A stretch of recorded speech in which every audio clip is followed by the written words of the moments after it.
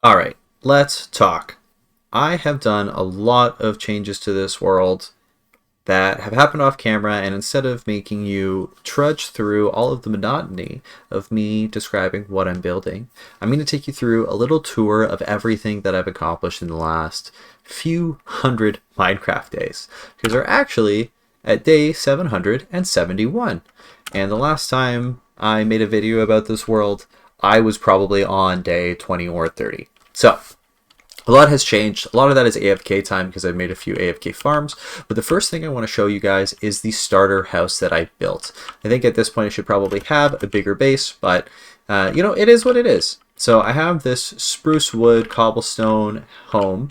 You can see a few pillager banners that I have around the place because I've had a couple raids happen as well. But if we go inside, it's a pretty basic design. We've got some lanterns, a little bit of decor, not a lot going on. I started making use of the deep slate tiles and bricks that were added in 1.17 to make this viewing window out to the lake. I have some storage here. This is a bunch of just miscellaneous stuff. The most important things here are a lot of my materials, some other miscellaneous crafting stuff, and then just a bunch of like bricks and random junk. This is kind of like my dump chests, where when I come into my base from doing something, if I have a bunch of random mob drops or just things that I've picked up like flowers and stuff, I can drop them into here and not have to worry about it too much. But the more cool part it's not these crafting benches here. It's actually, if we go downstairs, I have a few little projects. One of them being a super smelter. This is one of the first things that I built just to make things really simple when I'm doing like bulk items. There is two chests up here, one for fuel and one for the items you want to smelt. You pull a lever and it sends two hopper minecarts down a track that's above these hoppers here. You can kind of see the track back there. Filling up these hoppers and then these furnaces with coal from the back and then whatever other items from the top, which get smelted and then brought along this hopper line back to this chest at the bottom so that it can collect all of the finished product. So this is really simple to build. I followed a tutorial from Mysticat, a YouTuber who does fantastic tutorials. I'll put a link in the description, and there's going to be a few links from his channel. I'll mention them as we go through them though. I also have a little bit of a more organized storage area here. We have a ton of chests. But other than the storage and the furnace, this first basement level is not too exciting. The thing that I really like about my starter base is down here we have my underground farm. I really enjoyed building this and designing this.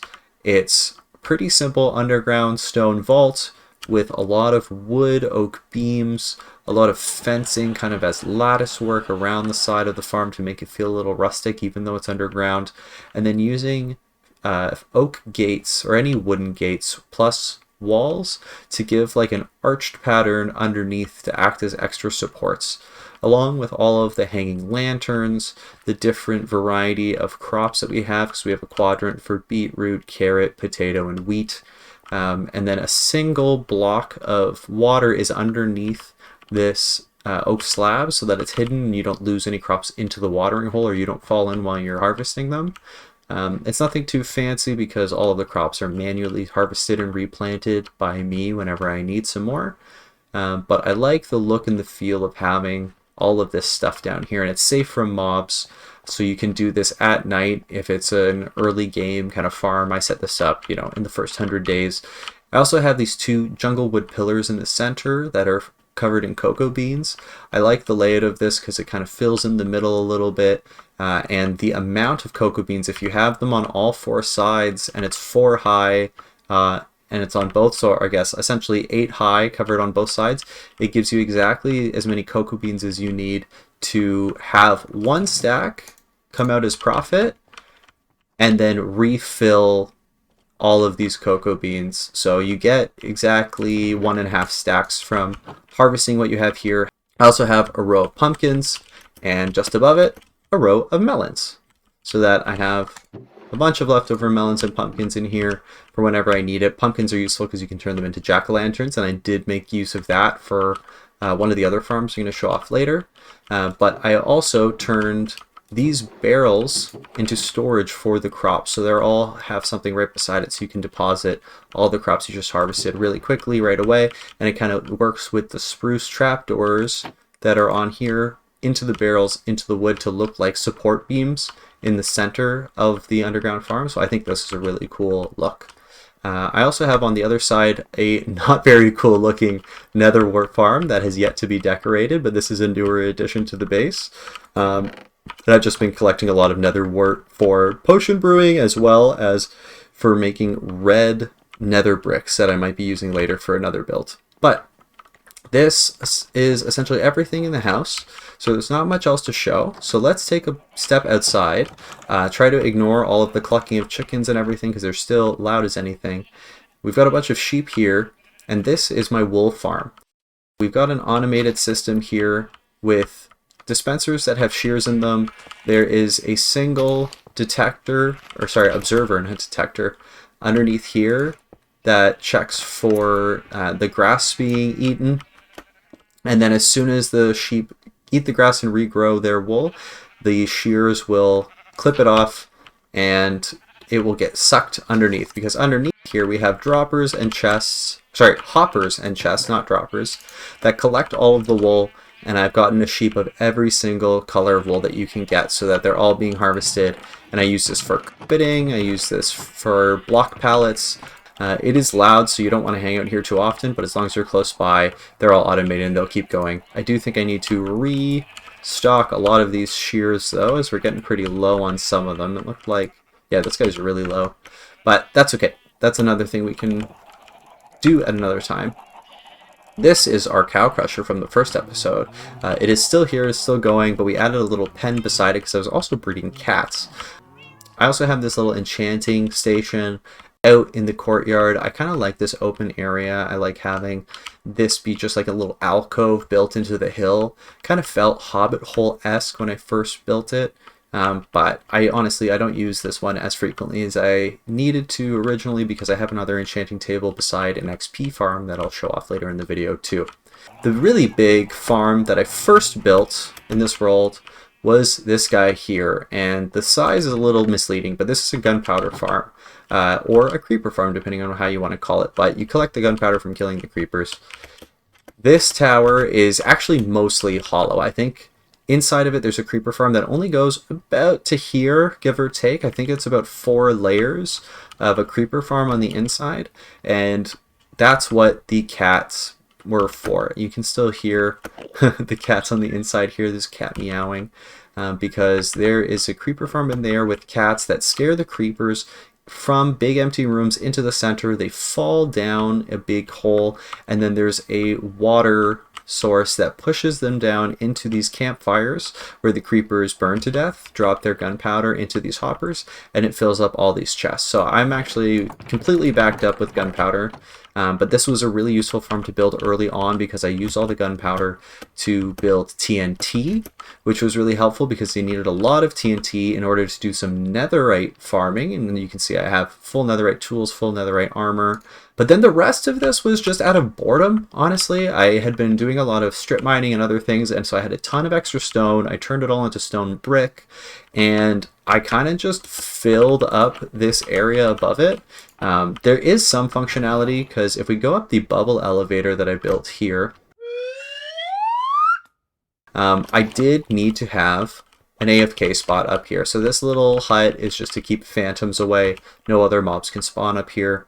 But you need to have an AFK platform to make the creeper farm that's underneath more efficient so that no other mobs are spawning. So if we look down here, you can see that's the actual creeper farm. It's not that big.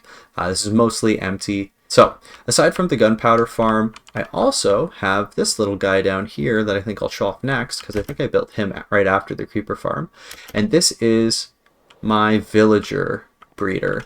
And so in here we have our villagers, we have some farmers, and what they do is there's 4 sections here underneath that have carrots growing and farmer villagers. And the farmer villagers will grow the carrots, replant them, harvest them, and then share them with the 4 villagers who live in the center here.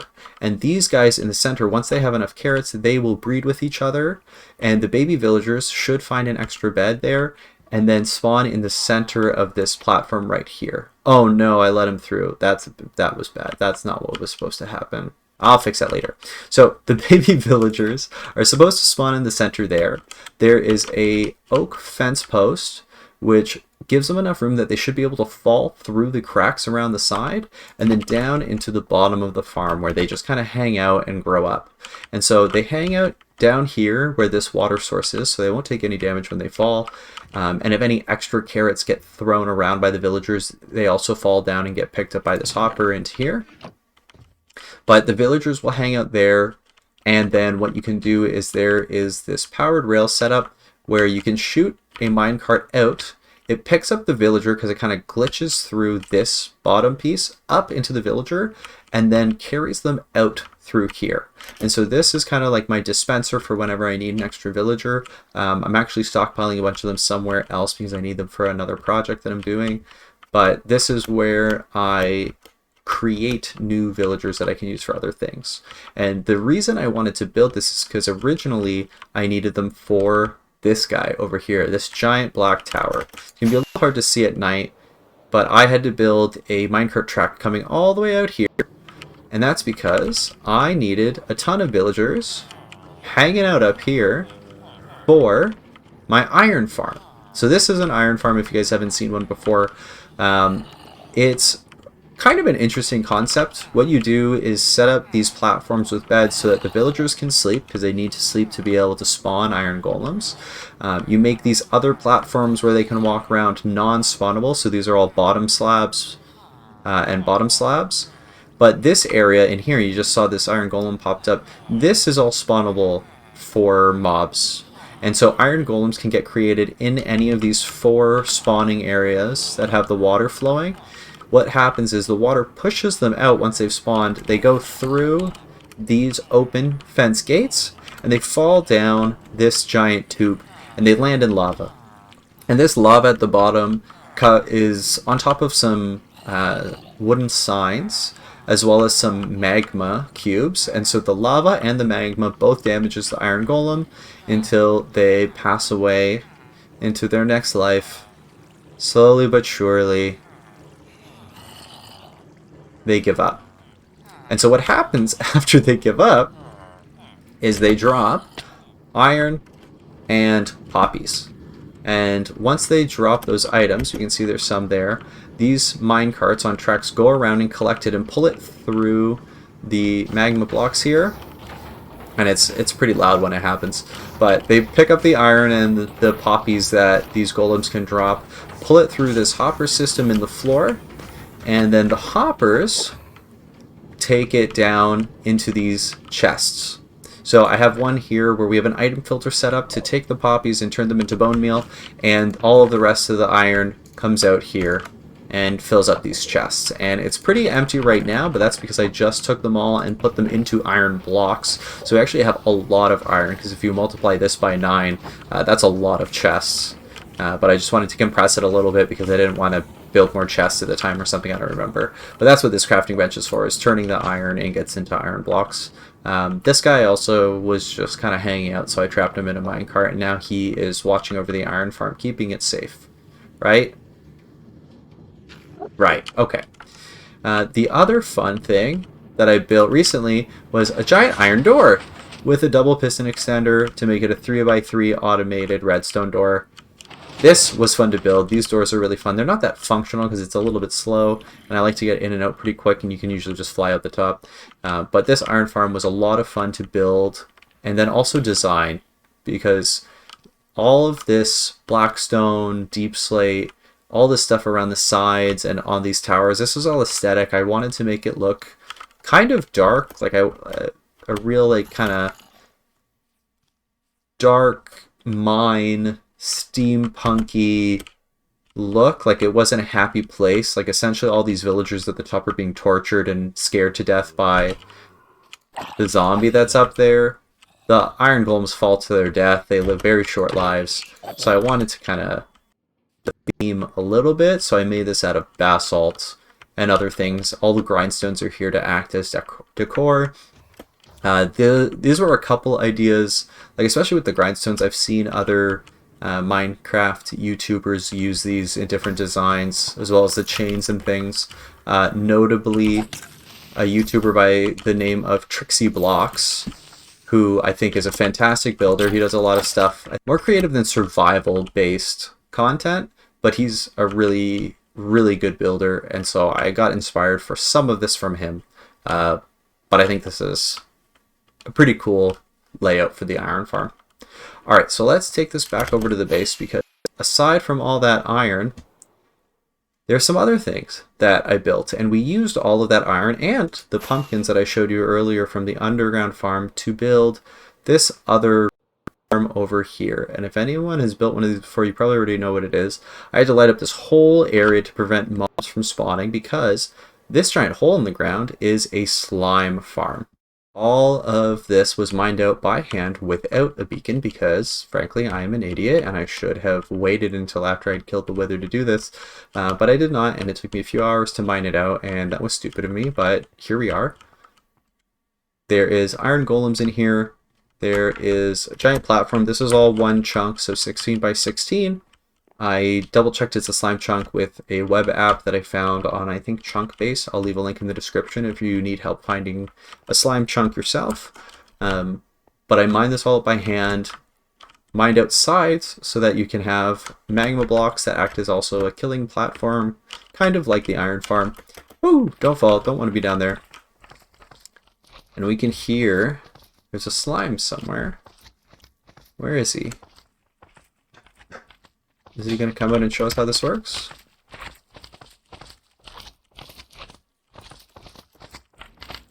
Where is he? Oh, here he is. Come on.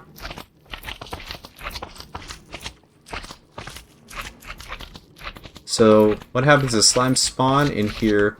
They usually get attracted to the iron golem. By attracted, I mean they hate him and they want him dead. So they try to get over. I guess he's getting stuck on this pumpkin, but it is what it is. So sometimes they get stuck, but they usually will run over here, try to kill the golem, fall onto the magma, get killed by the magma blocks, and then if we go underneath, okay, this is annoying me, die. You're too loud. You're interrupting my flow. Stop it. Stop it. Is there another one in here? You, what are you doing? Come on, be better. Do better. Okay. Whew. Now that that's over. Okay, let's take a look. Oh, that was close. Let's take a look at how this works underneath it all. Boing. There we go. So underneath is once the slimes fall in the lava, the items that drop get picked up by these mine carts. The mine carts come over to this hopper where there's a detector set up. Well, not a detector, I guess I should call it what it is. A comparator here that will pick up a signal if there's items being deposited. It turns off the redstone torch and the repeater that are here so that this powered rail turns off, and the minecart will stay still and then deposit all the items. Once it's empty, these turn back on and it's off on its way to collect more items. So I have emptied this out pretty recently, so it doesn't look like there's a lot in here, but I have a full chest full of slime balls already. And to illustrate the item detection system, I'll drop those there. The hopper minecart will pick it up, and what will happen is it'll come over here, it'll stop because this is detecting that this hopper is transporting slime balls into this chest.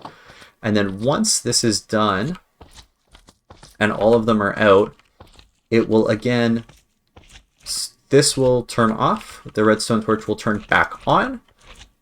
That will power our block and our repeater, which powers the power rail and sends the minecart on its way. So that this is all done and it can go back to collecting. So that's just set up to make sure that if this is super full, the hopper never is just full of items and they're not sitting on top. The extra slime balls are not sitting on top of these magma blocks and despawning. So this whole farm design and the iron farm and the Villager Breeder are also designed by Mysticat, tutorials that I followed from his YouTube channel to set these up because I am not a redstone genius. I am actually a redstone idiot. So I will link all of these tutorials so that you can follow it in the description. If you're curious, he's got fantastic tutorials. They're very, very efficient, very by the book. There's not a lot of fluff, as I am now lost for words and appreciating even more how good he is at making videos. But the last piece about the slime farm, not only should you not dig this out without a beacon, but you should probably just not build a slime farm, because all of these torches are here to prevent mobs from spawning.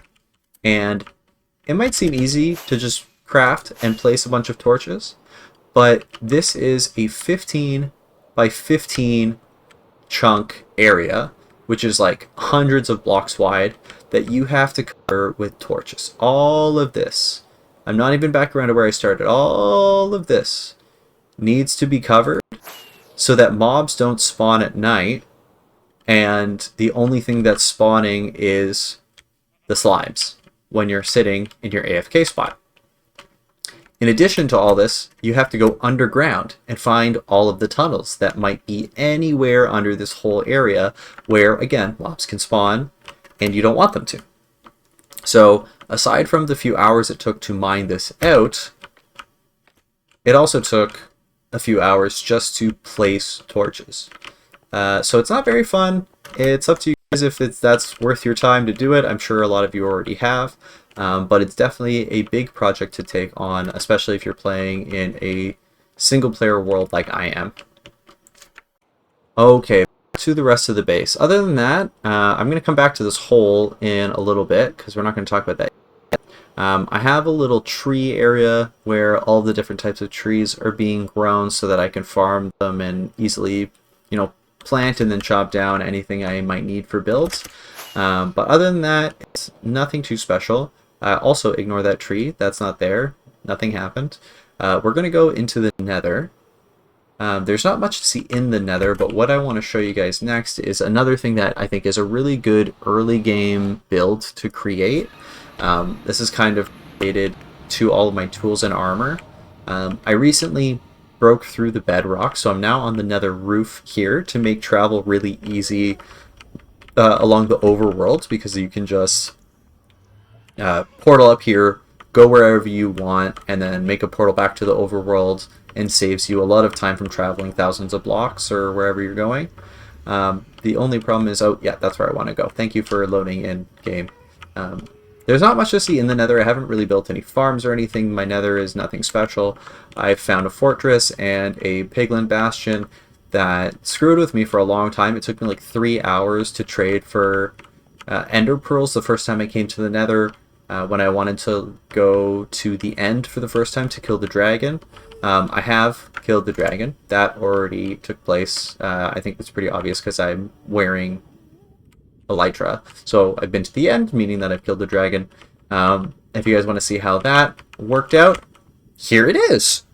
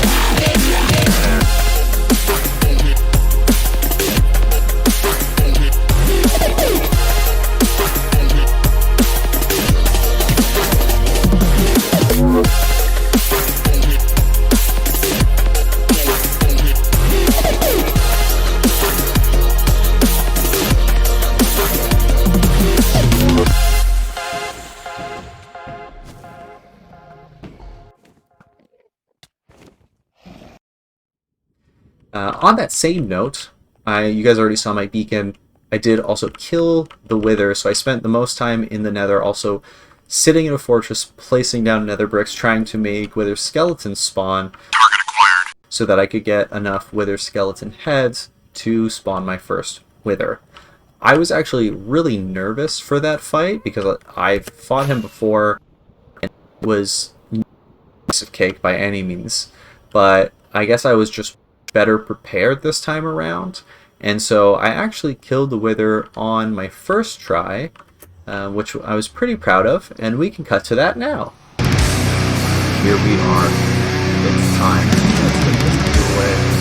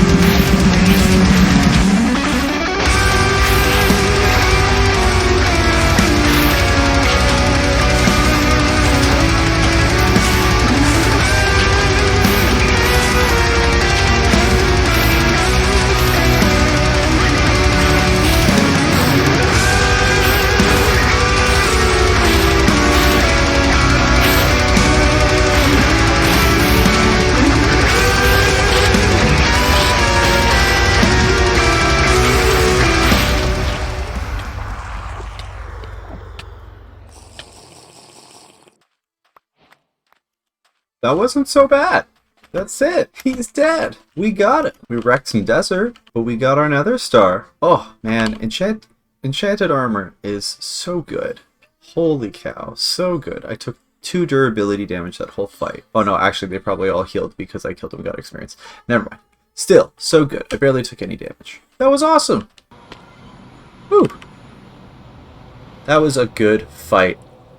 And now that he's out of the way and you guys understand how simple of a fight is when you're really well prepared, the next thing I'm going to show you is going to kind of hit that topic of how to prepare for a Wither fight. So let's also go into the end. There's nothing really to see here for the end island, but way over here I built a Enderman farm. And so this is a great XP farm. There's a couple different designs you can find. I followed this design and tutorial by Shulkercraft, which is another fantastic YouTube channel that I'm sure most of you already know about. If you haven't heard about it already, I'm going to back up because those are loud. But this is essentially a giant spawning platform at the top that has an endermite in a minecart chest in the center. And so whenever endermen spawn on this platform, they get aggroed to the endermite in the center. They fall through trapdoors down this giant shaft. And this is the perfect height so that the endermen that make it to the bottom have exactly 1 health left. So if we walk up to them, you can literally punch them to death. But that's not very efficient. So what we usually do is I grab my wooden sword just to, really show them what's what. And you can kill a whole bunch at once and get a ton of XP. You also get a ton of ender pearls. And so part of the reason that I have a wooden sword is my normal sword, my netherite sword, has looting 3 on it, and that makes them drop a ton of ender pearls. And that's great if you want ender pearls, but I think I have enough. And so underneath these carpets, there's also hoppers that collect all the ender pearls that they drop, and it comes out to this dropper here. And I have a little system that will send pulses through this dropper so that all of the pearls will get taken away.